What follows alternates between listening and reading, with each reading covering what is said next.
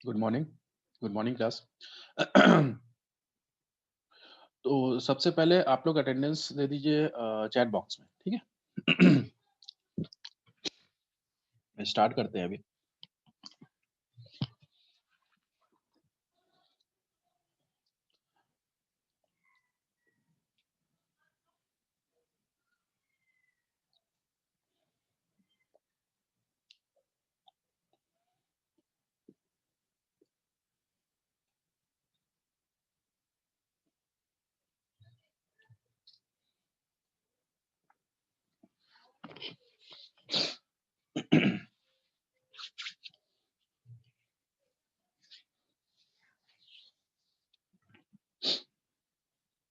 आज का टॉपिक जो आज हम लोग को टॉपिक डिस्कस करना है दैट इज ई ब्रांडिंग।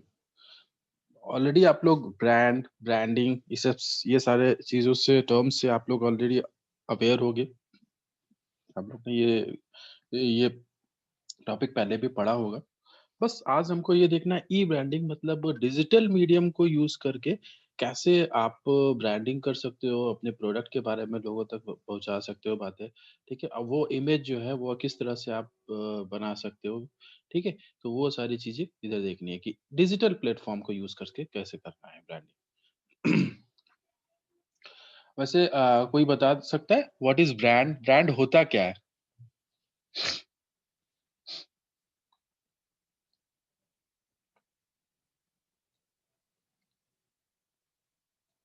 हम्म, बहुत आसान सा क्वेश्चन मैंने किया हुआ है।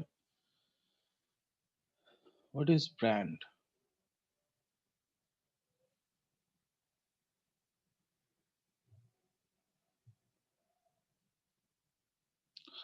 कोई ज़रूरत नहीं है कि जो डेफ़िनेशन पढ़ी हो वही बतानी है, जो भी समझ में आ रहा है वो बता सकते हो। कुछ भी जो भी ब्रांड जैसे-जैसे ये वर्ड आपके आप सुनते हो तो क्या-क्या चीज़ें दिमाग में आती है?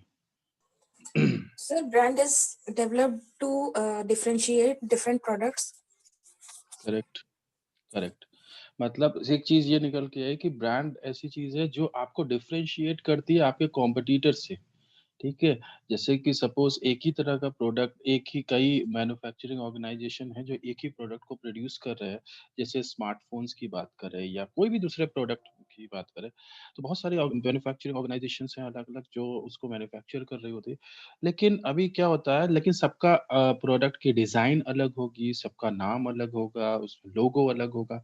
तो जो-जो चीज़ें उनको डिफरेंशिएट कर रही है अपने कॉम्पिटिटर्स से, चाहे वो डिज़ाइन हो, चाहे वो नाम हो, चाहे वो लोगो हो, चाहे ज टर्म कोई यूज़ कर रहा है, चाहे कोई सिंबल हो, कुछ भी ऐसा या कॉम्बिनेशन ऑफ देम जो भी चीज़ें आप यूज़ कर रहे हो, वो आपका ब्रांड है। जिससे आपको रिकॉग्निशन मिल रही है, जिसको देखते ही मैं पहचान रहा हूँ, हाँ, ये इस कंपनी का ब्रांड है।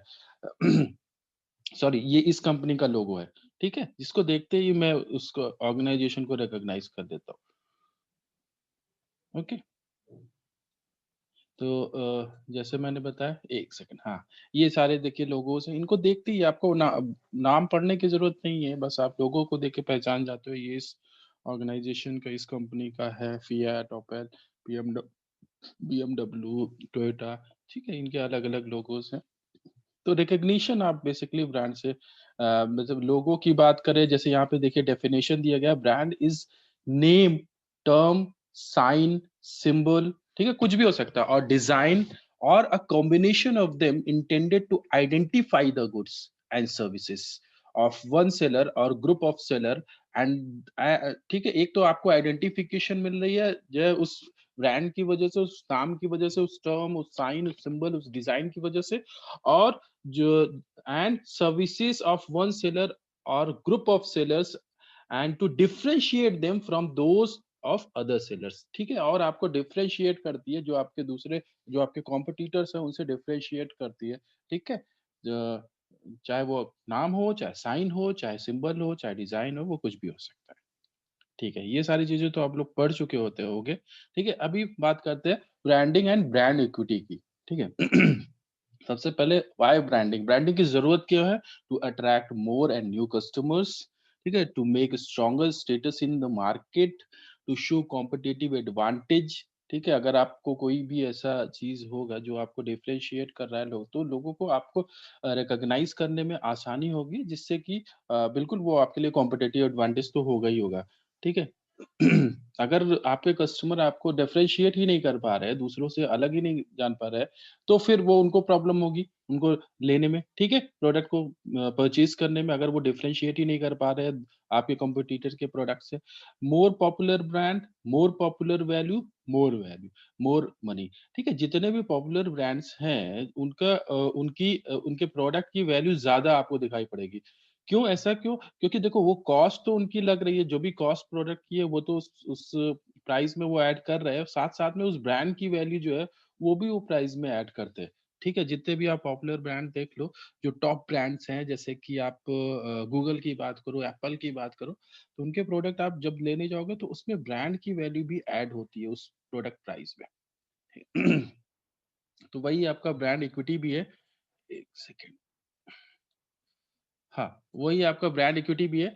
जैसे कि यहाँ पे दिया गया है brand equity is equal to brand product value या ये कह सकते हैं branded product value minus unbranded product value मतलब कि जो आप ब्रांड के लिए उस पर्टिकुलर ब्रांड के लिए जो पे कर रहे हो that is brand equity okay जैसे सपोज कोई भी एग्जांपल ले लो कोई भी आप प्रोडक्ट उठा लो सपोज उसका अनब्रांडेड कोई प्रोडक्ट है ठीक है उसका प्राइस सपोज 100 रुपीज और ब्रांडेड कोई प्रोडक्ट है वही सेम प्रोडक्ट लेकिन अगर ब्रांडेड है तो उसका उसका प्राइस 120 रुपीज है तो ये 20 रुपीज क्या है आप उस ब्रांड के लिए पे कर रहे हो ठीक है that is brand equity the commercial value that derives from consumer perception of brand name of a particular product or service rather than from a product or service itself यार टाइम पे आ जाया करो अभी तक छपा ही रहे चलिए आगे बढ़ते हैं। ये सारी चीज़ें आप लोग पढ़ रह चुके हो पहले, तो मैं इस पे ज़्यादा टाइम नहीं लगा रहा हूँ। हम लोग ऑनलाइन पे चलते हैं, उधर देखते हैं ऑनलाइन ब्रांडिंग क्या हो सकता है, उधर क्या कौन-कौन से प्लेटफ़ॉर्म है जो हम लोग यूज़ करते हैं। 1 सेकंड, मैं इसको इसमें थोड़े से अभी दिख नहीं रहा होगा, इसको बड़ा कर देता हूँ। ओके, ठीक है। When to invest in branding, अभी कब आपको इन्वेस्ट करना है? आपको ब्रांडिंग के लिए आपको जो है कब इन्वेस्ट करना है, when to invest in branding. Organization benefit from investment in branding at a number of stages. तो reasons to invest in branding, सब ठीक है, ये सारे रीजंस हैं जब आपको ब्रांडिंग की जरूरत पड़ती है। लॉन्च अ न्यू कंपनी और प्रोडक्ट, ठीक है, अभी लोगों के अब नया प्रोडक्ट मार्केट में लेके आ रहे हो, लोगों को ज्यादा कुछ पता नहीं है, तो बिल्कुल आपको ब्रांडिंग की जरूरत पड़ेगी लोगों को, जिससे आपको रिकॉग्नाइज कर सके उस पर्टिकुलर नाम से, उस पर्टिकुलर लोगो से, उस साइन से, उस डिजाइन से आपको रिकॉग्नाइज कर सके। तो इसके लिए आपको जो है लोगों तक वो इन्फॉर्मेशन ले जानी पड़ेगी, लोगों को, ठीक है, ब्रांडिंग करनी पड़ेगी, वो चीज़ें लोगों को तक फ्लो करनी पड़ेगी कि भाई हाँ, ये हमारा नाम है, ये हमारा लोगो है, आप लोग उसको रिकॉग्नाइज करो। तो जब लॉन्च कर रहे हो, नया प्रोडक्ट लेके जा रहे हो मार्केट में, उस समय आपको ज़रूरत है। नेम चेंज, जब आप अपना नाम ऑर्गेनाइजेशन का, प्रोडक्ट का जो भी आपका नाम है, वो आप चेंज कर रहे हो, ठीक है? तो वो आप लोग ने देखा होगा होगा इधर, जैसे वॉलमार्ट का नाम इन्होंने चेंज किया, जैसे आपको दिख रहा होगा स्क्रीन पर, और भी बहुत सारे ऑर्गेनाइजेशंस हैं, बहुत सारे प्रोडक्ट्स हैं जिनके नाम चेंज किए गए। उसके लिए उन्होंने एक कैंपेन चलाया जिससे कि लोग उनको पहचान सके दूसरे नाम से भी, ठीक है? रीपोजिशन ए ब्रांड, अभी क्या है, आपको रीपोजिशनिंग करनी है, मतलब कि जो पोजिशनिंग आपने बनाई हुई है, जो इमेज बनाई हुई है, उसको आपको चेंज करना है, ठीक है? जैसे कि अगर मैं बात करूँ, जैसे कि अ, एप्पल की बात करूँ, तो इनके क्या कैसे प्रोडक्ट्स होते हैं, एक्सपेंसिव है, इनकी वो इमेज बनी हुई है। तो इनको अगर ये इमेज हटानी है, तो उनको फिर लोगों को बताना होगा कि नहीं, हम केवल अपर क्लास को नहीं टारगेट करते, हम मिडिल लोअर क्लास को भी टारगेट करना चाहते हैं, उसके अकॉर्डिंग हमारे ये प्रोडक्ट है। तो उस तरह से उनको अपना कैंपेन चलाना होगा रीपोजिशनिंग के लिए, या आप कोई भी दूसरे भी प्रोडक्ट उठा लो, ठीक है? तो वहाँ पे रीपोजिशन, जो इमेज आपकी बन गई है, उसको आपको हटा के दूसरी इमेज आपको बनानी है। जैसे सपोज़ कोई एक सेगमेंट है, कोई एक कस्टमर का सेगमेंट है, ठीक है? जिसको आप टारगेट नहीं कर पा रहे हो, क्योंकि आपकी जो पोजीशनिंग है मार्केट में, उसकी वजह से आप उन उस सेगमेंट को टारगेट नहीं कर रहे हो। तो आपको रीपोजिशनिंग की ज़रूरत होगी, जिससे कि जो है आप उस सेगमेंट को भी टारगेट कर पाओ। Revitalise revitalise A brand that fallen behind, मतलब ऐसे ब्रांड जो भी खत्म हो चुके हैं, जैसे कि अभी के एग्जांपल में जैसे नोकिया ले सकते हैं, और भी बहुत सारे ब्रांड्स हैं जो खत्म हो चुके हैं, जो उन्होंने स्टार्ट बहुत अच्छा किया था, मगर अभी सरवाइव नहीं कर पा रहे हैं मार्केट में। माइक्रोमैक्स, तो ये सब ऐसे ब्रांड है जो खत्म हो चुके हैं, उनको रिवाइटलाइज करने की जरूरत है, फिर से उनको, जैसे नोकिया तो एफर्ट डाल रहा है कि उसको फिर से रिकॉग्निशन मिले, फिर से मार्केट शेयर मिले, ठीक है? तो इस तरह से आप ब्रांड को रिवाइटलाइज कर सकते हैं। एंड मर्ज कंपनी, जब 2 कंपनी आपस में मिलती है, जैसे कि वोडाफोन, आइडिया, ये सारी चीज़ें जब जब मर्ज होती है 2 कंपनी, तो आपको ब्रांडिंग की ज़रूरत होती है कि हाँ भई, अब आप ये 2 ऑर्गनाइज़ेशन है जो आपस में साथ में मिलके काम करेंगे, ठीक है? उन लोगों को बताना वो भी ज़रूरी होता है, ठीक है? तो ये सिचुएशंस हैं जब आपको ब्रांडिंग की ज़रूरत होती है। नेक्स्ट, हाँ, tips for branding your product, be different. वही चीज़ जैसे मैंने बताया, डिफरेंशिएट, जो आपका ब्रांड है वो आपको डिफरेंशिएट करता है। तो जो है आपको अलग रहना है, जो भी आपके कॉम्पिटिटर्स हैं, बी विजिलेंट, मतलब अवेयर रहना है, जो भी आपके कॉम्पिटिटर्स क्या कर रहे हैं, कौन सी स्ट्रैटेजी बना रहे हैं, अपडेटेड रहना है, मतलब जो भी नई चीज़ें, नई टेक्नोलॉजी मार्केट में आ रही है। Be active on social media पर एक्टिव रहना है। सोशल मीडिया पे क्या लोग बातें कर रहे हैं आपके ब्रांड के बारे में, आपके प्रोडक्ट के बारे में, आपके ऑर्गेनाइजेशन के बारे में। Easy to call brand name, आपका नाम जो ब्रांड नेम है वो आसान होना चाहिए, मतलब इतना बहुत ज़्यादा डिफ़िकल्ट नहीं होना चाहिए लेने में या याद करने में, ठीक है? डिज़ाइन, लोगो, स्लोगन ये सारी चीज़ें भी होनी चाहिए और वेबसाइट भी ये आपके पास एक होनी चाहिए, आपके ऑर्गनाइज़ेशन की, आपके प्रोडक्ट से रिलेटेड जिसमें सारी इन्फॉर्मेशन हो, ठीक है? तो ये है टिप्स फॉर ब्रांडिंग आप ये सारी चीज़ें कर सकते हैं, ठीक है? ये है the most valuable brands of 2020 देखिए इसमें नंबर 1 है Apple, number 2 Google, Microsoft, Amazon, Facebook, Coca Cola, Disney, Samsung ठीक है? इतने सारे ये ब्रांड है। टॉप पे नंबर 1 पे एप्पल जिस ब्रा उसकी उस जो एप्पल जो ब्रांड है उसकी वैल्यू है 241.2 बिलियन यूएस डॉलर इतनी इसकी वैल्यू है, ठीक है? और जो इनका रेवेन्यू निकल के आ रहा है 260.2 बिलियन यूएस डॉलर निकल के आ रहा है इनका, ठीक है? 1 ईयर इनकी जो वैल्यू चेंज है वो 17% 17% की इनकी ग्रोथ है। इसी तरह गूगल की बात करें, ठीक है? Number 2 Microsoft, number 3 number 4 Amazon तो इस ब्रांड की वैल्यू है मतलब अगर वो केवल इस नाम को इस एप्पल जो नाम है, इस ब्रांड है, उसको अगर केवल बेचे, तो उसके लिए उनको इतने सारे पैसे मिल जाएँगे, ठीक है? और इसलिए वो उनके जो भी प्रोडक्ट्स होते हैं, उनकी उनकी प्राइसेज़ ज़्यादा होती है, क्यों? क्योंकि उसमें इस ब्रांड की वैल्यू भी ऐड होती है उस प्रोडक्ट के प्राइस में।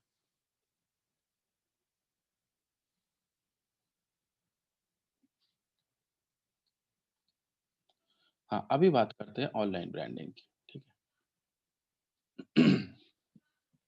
Online branding, internet branding, also referred to as online branding, is a brand management technique that uses the world wide web, मतलब वही internet, as a medium for positioning a brand in marketplace. ठीक है, मतलब आपका जो platform है वो world wide web यानी कि इंटरनेट है ब्रांडिंग करने का. Branding is in the digital age is increasingly important with the advancements of the internet.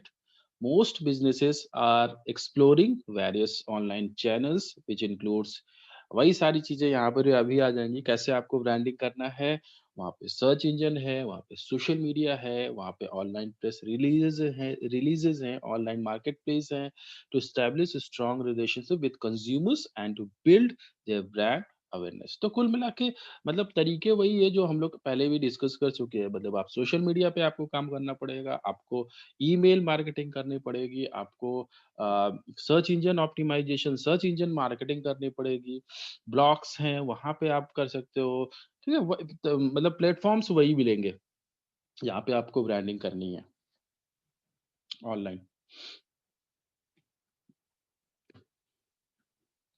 Next online branding strategies वही चीज़ जो मैंने बताई online branding strategies use of blogs for branding use images images को आप हर जगह use कर सकते हो चाहे वो सोशल मीडिया हो वेबसाइट हो ब्लॉग्स हो फिर उसके बाद ब्रांडिंग ऑन द वेबसाइट आपको अपना वेबसाइट भी बनानी पड़ेगी वहां पर वहां के से भी आप कर सकते हो उसके बाद सोशल मीडिया फिर वीडियोस को हर जगह यूज कर सकते हो चाहे वेबसाइट हो चाहे सोशल मीडिया हो या फिर ईमेल है फिर उसके बाद ईमेल के थ्रू आप मार्केटिंग के थ्रू आप ब्रांडिंग कर सकते हैं फिर search engine marketing search engine optimisation दोनों चीजें हैं यहाँ पर और लास्ट में आरएसएस फीड्स एक एक करके देखते हैं हम लोग हम्म, सबसे पहले use of blog and branding sorry use of blogs for branding तो अभी कैसे करना है स्टार्ट पहले आपको अपना एक ब्लॉग आपको क्रिएट करना होता है आपके ऑर्गेनाइजेशन से रिलेटेड आपके प्रोडक्ट से related start a blog and post to it regularly ये बात हर जगह निकल के आई कि भाई जब ब्लॉग हो या वेबसाइट हो या सोशल मीडिया हो कहीं पर भी आप हो उसको वहां पे पोस्ट रेगुलरली करना पड़ेगा ये नहीं कि एक बार बना दिया बस उसके बाद छोड़ दिया वो सबसे इम्पोर्टेंट चीज है जो भी आप इन्फॉर्मेशन उधर दे रहे हो उसको अपडेट करना है और जो लोग उधर रिस्पॉन्ड कर रहे हैं जो लोग उधर कमेंट कर रहे हैं उनको रिस्पॉन्ड करना है ये दो चीजें बहुत इंपॉर्टेंट है A blog will boost your search engine ranking by making your website more searchable with proper SEO tactics। तो ठीक है, ब्लॉग आपकी हेल्प करता है सर्च इंजन रैंकिंग को इम्प्रूव करने में भी, ये हम लोग पहले भी बात कर चुके हैं इसकी। ठीक है, और आपकी रैंकिंग को अगर इम्प्रूव होगी, आपकी रैंकिंग बेटर होगी, तो बिल्कुल आप तक, आपकी वेबसाइट तक ज़्यादा से ज़्यादा लोग पहुँच पाएँगे। तो एक तो ये चीज़ है, लोग अवेयर हो पाएँगे उस प्रोडक्ट से, उस नाम से, उस लोगो से अवेयर हो पाएँगे। और regularly adding new post will make your site more appealing to search engines.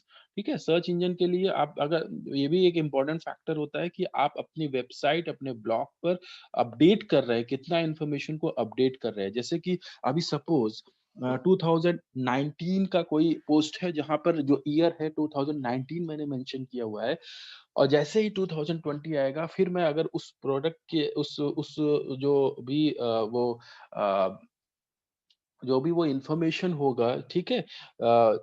उसको अगर मैं एक्सेस करना चाहूँ, कीवर्ड के थ्रू अगर मैं सर्च करूँगा, तो वो मुझे शायद रिज़ल्ट में ना दिखे। क्यों? क्योंकि वो 2019 का इन्फॉर्मेशन थी, ठीक है?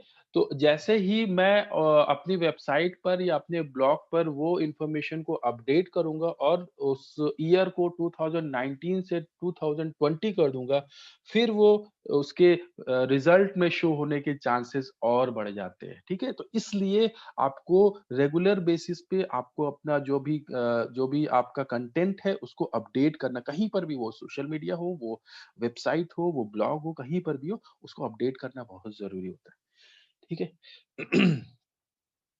अ, रेगुलरली बट सर जब हाँ, हाँ, सर बताओ। हम लोग को पुराने पोस्ट भी तो दिखते हैं सर, वो सब कैसे?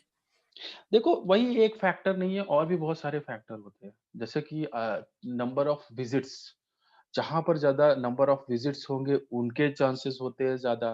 कीवर्ड्स डेंसिटी, ठीक है? वो कितनी है, जो आपने कीवर्ड यूज़ किया, उस कंटेंट में वो कीवर्ड कितनी बार यूज़ हुआ है, वो भी एक फैक्टर होता है। बहुत सारे फैक्टर होते हैं, एक ही फैक्टर नहीं होता है ना। तो हो सकता है वो चीज़ प्रॉब्लम हो, पुराना कंटेंट है, उसमें ईयर नहीं चेंज है या अपडेटेड नहीं है, लेकिन उसमें दूसरे जो फैक्टर है, वो और बहुत अच्छी तरीके से काम कर रहा है, इस वजह से वो रिज़ल्ट में शो होते ओके सर। हैं, ठीक है? Regularly adding new post will make your site more appealing to search engines to they just love new content। ठीक है, ये भी एक फैक्टर है, न्यू कंटेंट जो आपका फैक्ट जो है कि भाई वो जितना आप अपडेट करते रहो। एडिशनली, और एक जो आपके विजिटर्स हैं उनके लिए भी जो है ये ज़रूरी है कि ज़्यादा से ज़्यादा आपकी साइट पे विजिट करें, उसके लिए भी ज़रूरी है कि आप अपडेट करते रहो। अभी एक ही चीज़ उनको मिलेगी तो वापस फिर थोड़ी ना आएँगे उस साइट पे। जब उनको ब्लॉग की बात करें, जब उनको नया कुछ नहीं मिलेगा तो वापस फिर से नहीं विज़िट करेंगे। जैसे जब तक उनको नया कुछ मिलता रहेगा, तब तक वो वहाँ पे विज़िट करते रहेंगे। जब तक उनको लगेगा कि यहाँ पे जो है जो उनकी रेलेवेंट इन्फॉर्मेशन मिल रही है, जो इन्फॉर्मेशन है वो उनको चाहिए होगी, ठीक है? वैसी अगर रेलेवेंट इन्फॉर्मेशन है तभी वो उधर विज़िट करेंगे। एक ही तरह की इन्फॉर्मेशन रहेगी तो नहीं आएँगे फिर वापस। Next, additionally, a blog will help to build your credibility। ये अच्छा, कोई एक्सप्लेन कर सकता है कि आपके ब्लॉग कैसे आपकी क्रेडिबिलिटी को कैसे बिल्ड करते हैं? Establish you as an expert in your field। ये चीज़ कैसे पॉसिबल है?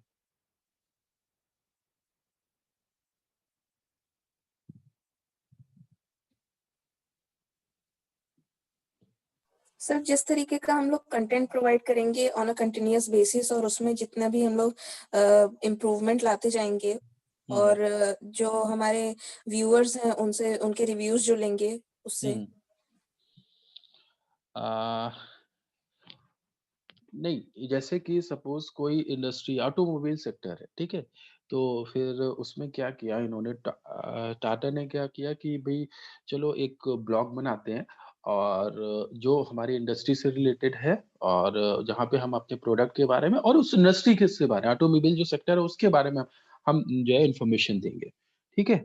अभी क्या हुआ, फिर लोग वहाँ पे विज़िट करना स्टार्ट किया, जिनको उधर थोड़ा-सा इंटरेस्ट है, जो टेक्नोलॉजी को थोड़ा समझते हैं, उन्होंने कहा कि चलो इधर से इन्फॉर्मेशन एक्सेस करते हैं, और फिर उनकी कुछ क्वेरीज़ थी, ठीक है?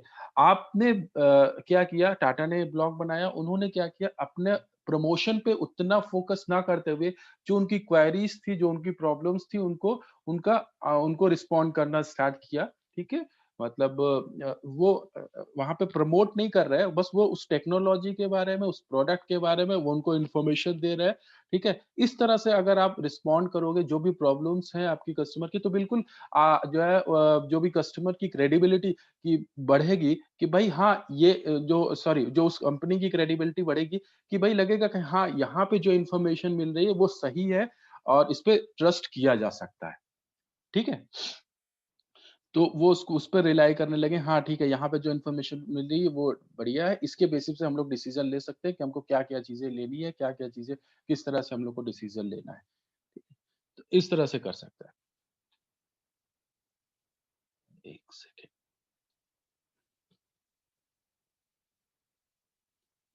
इतना इतना टाइम हो जाता है, अभी तक लोग आ ही रहे हैं, मतलब क्या है। अभी नेक्स्ट टाइम से मैं बंद करने वाला हूँ, मतलब मैं एकदम क्लोज ही कर दूंगा, ब्लॉक कर दूंगा जो लास्ट में आएंगे। सर अटेंडेंस लिंक दे दीजिए। नहीं नहीं, आप लोग उधर चैट बॉक्स में कर दो, क्योंकि मतलब मैं देखता हूँ कि स्टूडेंट्स इधर कम रहते हैं और उधर अटेंडेंस 60 प्लस हो जाती है। तो ऐसे नहीं, आप चैट बॉक्स में दो, वो सही है मेरे लिए।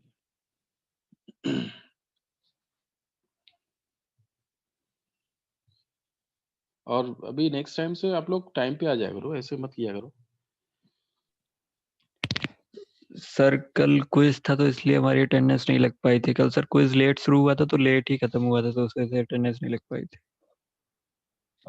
लिंक पर दिया था तुमने अटेंडेंस? नहीं सर, मतलब एक्चुअली में लिंक जब लिंक तक हमने तुमको नहीं मिला था क्या? नहीं सर, लिंक मिल गया था, बट जब तक हमने फिल किया था तब तक आपने ओवर वो बंद कर क्लोज दिया, कर क्लोज दिया कर था। दिया था। Yes sir. अच्छा, सर कितना टाइम क्विज से मिला? आधे घंटे बाद स्टार्ट हुआ था हम लोग का कल। कल सर इस वजह से मतलब 9:30 के आफ्टर 9:30 के बाद स्टार्ट हुआ था, तो साढ़े सर 9 काफी बजे लेट। सर 9:30 के बाद। चलो ठीक है, ऐसा करो चैट बॉक्स में ये चीज मेंशन कर देना, मैं कर दूंगा। अभी मैंने अटेंडेंस लगाया नहीं है, लेकिन मेंशन जरूर कर यस देना सर, कि भाई यस इस डेट की यस। भी अटेंडेंस नहीं लगी है। ठीक है।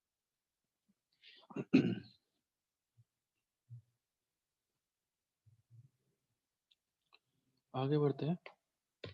हाँ, branding of product service can be achieved via post in blogs, post messages in blogs dealing with domain sector. वही चीज जो मैंने अभी बताई, आपको पोस्ट करना है अपने मतलब दूसरे जो ब्लॉग्स हैं। अच्छा ठीक है, दूसरे जो ब्लॉग्स है जो आपकी डोमेन, आपकी सेक्टर, आपके प्रोडक्ट, आपके सर्विसेज से रिलेटेड जो भी ब्लॉग्स है, उधर आप पोस्ट करो मैसेजेस। इससे भी आप क्रेडिबिलिटी अपनी बढ़ा सकते हो कि भाई दूसरे जो ब्लॉग्स है उधर आप जाकर लोगों की कमेंट्स देख रहे हो और उनको रिस्पॉन्ड कर रहे हो। ठीक है, जो भी वही बात है, प्रमोशन पे फोकस ना करके, अपने प्रोडक्ट के बारे में इंफॉर्मेशन ना देके आप उस इंडस्ट्री के बारे में, उस टेक्नोलॉजी के बारे में इंफॉर्मेशन दे रहे हैं, जो भी प्रॉब्लम्स है, तो इस तरह से भी आप क्रेडिबिलिटी अपनी बढ़ा सकते हो। लोग ट्रस्ट करेंगे हाँ कि इधर से अगर रिस्पॉन्स आया है तो ये ठीक ही होगा, रेलेवेंट ही होगा। ठीक है, अगर उसमें प्रमोशन भी करने लगोगे तो फिर थोड़ा सा ट्रस्ट हिल जाता है कि नहीं ये तो प्रमोट करने के लिए बोल रहा है, ये सही नहीं बोल रहा होगा। ठीक है, इस तरह से हो जाएगा। Respond to queries of potential customers, वही चीज जो अभी मैंने बताई कि आपको जो भी क्वेरीज है उसको जो है रिस्पॉन्स करना है। जो भी आपके पोटेंशियल कस्टमर्स हैं उनकी respond to queries to of potential customers to make them aware of your brand, careful to also check for negative post on your product service.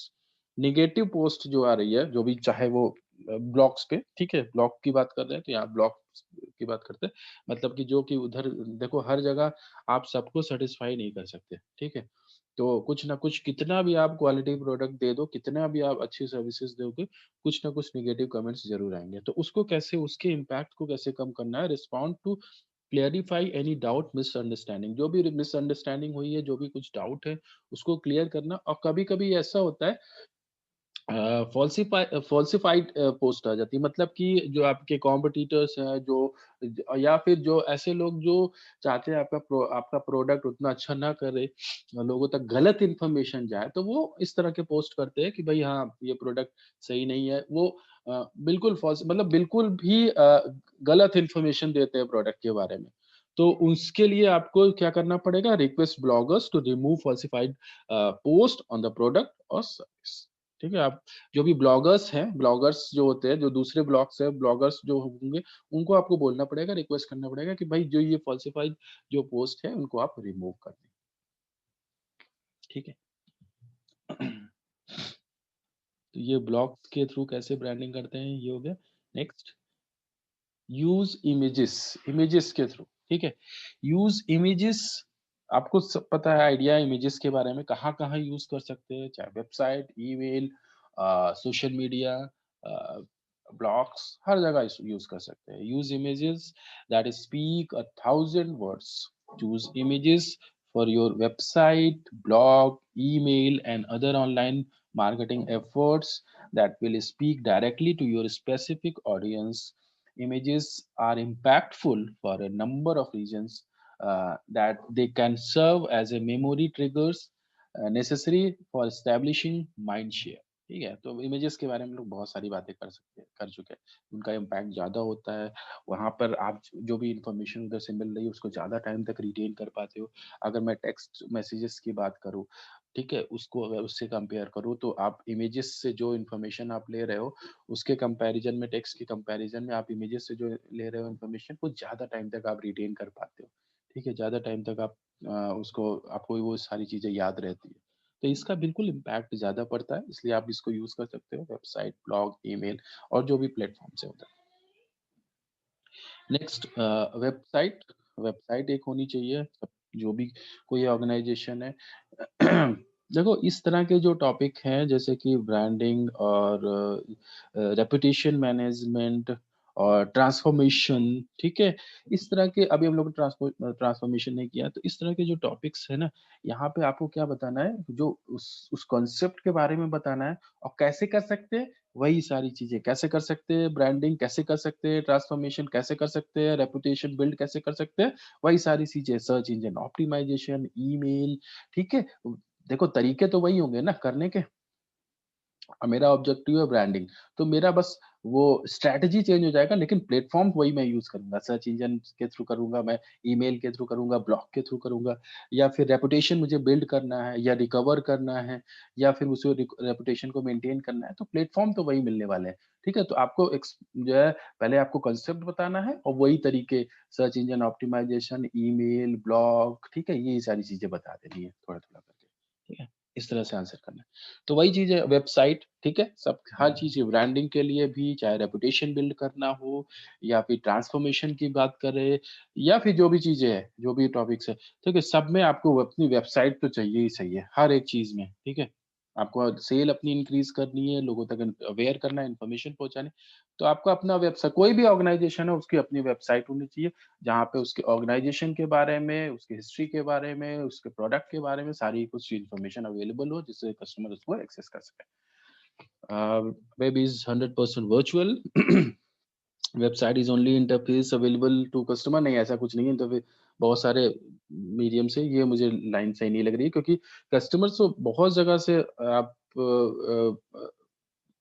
मतलब बहुत सारे प्लेटफॉर्म्स अवेलेबल है, ऐसा कुछ नहीं है। यूसेज हो सकता है ये थोड़ा सा पीपीटी में थोड़ा सा पुरानी हो, उस वजह से ऐसा कुछ दिया गया है मुझे, लेकिन ऐसा नहीं लगता। Usage of website will shape the perception of firm, hence design of website of utmost importance. क्या क्या चीजें होनी चाहिए, अट्रैक्टिवनेस होनी चाहिए वेबसाइट में, ज्यादा से ज्यादा लोग अट्रैक्ट हो, और यूजफुलनेस, ठीक है, जो भी आप जो भी विजिटर्स हैं उनको जो भी इंफॉर्मेशन चाहिए वो इंफॉर्मेशन मिले, और सिंपलिसिटी मतलब आसान हो थोड़ा सा, ऐसा ना हो कि कोई भी इंफॉर्मेशन एक्सेस करने में प्रॉब्लम हो रही हो, इस तरह से इतना कॉम्प्लेक्स सिस्टम बना दिया कि जो है समझ में नहीं आ रहा है किधर जाना है, कैसे करना है विजिट, कौन सा इन्फॉर्मेशन किधर लेना है, वैसा नहीं होना, सिंपल एकदम होना चाहिए, आसान होना चाहिए, जिससे लोग आसानी से समझ सके उस वेबसाइट को।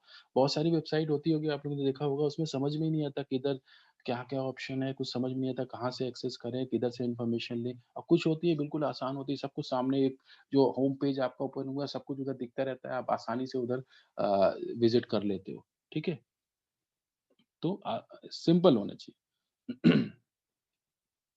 Ensure that your website is responsive. सबसे इंपॉर्टेंट चीज क्या है? रिस्पॉन्सिव मतलब कोई भी डिवाइस यूज कर रहा है सबके लिए रिस्पॉन्सिव हो। ऐसा नहीं कि मैं डेस्कटॉप पे यूज कर रहा हूँ तो वहां तो आसानी से ओपन हो जा रही है, लेकिन मोबाइल पे टैबलेट पे अगर ओपन कर रहा हूँ तो उधर प्रॉब्लम हो रही है। ठीक है, बहुत टाइम ले रहा है ओपन होने में ब्राउजर उस जो मोबाइल का। ठीक है, तो वो प्रॉब्लम नहीं होनी चाहिए। So that smartphone and tablet users will have the same great experience as a desktop and laptop users do. Along this same vein, consider adding the development of branded apps to your online marketing brand strategy। तो इस तरह से आप और वहाँ पे app भी use कर सकते हो, उसके हेल्प से भी आप अपना जो है एक वेबसाइट का या अपनी ऑर्गेनाइजेशन का एक ऐप भी के थ्रू भी लोगों तक पहुंच सकते हैं। Make your content easily shareable. तो और जो भी आपने कंटेंट जो भी आपने डाला हुआ है, ठीक है, वो शेयरेबल होना चाहिए, आसानी से लोग शेयर कर सके और ज्यादा लोगों तक वो पहुंच सके। इन तो इसके लिए क्या करना है आपको? Include social media plate buttons. तो ये क्या होगा? सोशल मीडिया बटन्स अगर आपकी वेबसाइट पे होंगे तो लोगों को कुछ नहीं करना है, उस बटन पे बस केवल क्लिक करना है और वो उस कंटेंट को शेयर कर सकते हैं बहुत आसानी से। आप लोगों ने देखा होगा कुछ वेबसाइट में नीचे सोशल मीडिया बटन होते हैं, फेसबुक, ट्विटर इस तरह से के बटन होते हैं। आप कभी जाना तो क्लिक करना, बहुत लोगों ने किया होगा, क्लिक जैसे आप करते हो वो कंटेंट फिर उस उधर ट्रांसफर हो जाता है सोशल मीडिया पे उस। ठीक है। तो make your content easily shareable, include social media button on every page of your website। Internet users have short attention spans, therefore the easier something is to share and more likely it is to be shared। तो content ऐसा shareable होना चाहिए, वहां पे button होना चाहिए social media से का, जिससे कि ज्यादा से ज्यादा लोग के पास वो इंफॉर्मेशन पहुंचे। नेक्स्ट, सोशल मीडिया की बात करते हैं। सोशल मीडिया, अभी तो हम लोग ने ब्लॉग्स की बात की और वेबसाइट की बात करी। ठीक है, तीसरा third point, social media and branding. इसके बारे में सब लोगों को पता है कैसे सोशल मीडिया कैसे यूज कर सकते हैं, किस तरह कौन कौन से प्लेटफॉर्म्स हैं। ठीक है, कितने लोग इधर इन्वॉल्व हैं, कितने ज्यादा लोग। सबसे इंपॉर्टेंट जो आपका मीडियम है वो यही है, सोशल मीडिया। मतलब इधर इतने ज्यादा इतने लोग हैं, आसानी से आप इतने सारे लोगों को तक इंफॉर्मेशन पहुंचा सकते हैं। ठीक है, social media gaining wide spread popularity, धीरे धीरे और बढ़ ही रहे हैं। मतलब कंटिन्यूअसली वो उधर आपको चाहे इंस्टा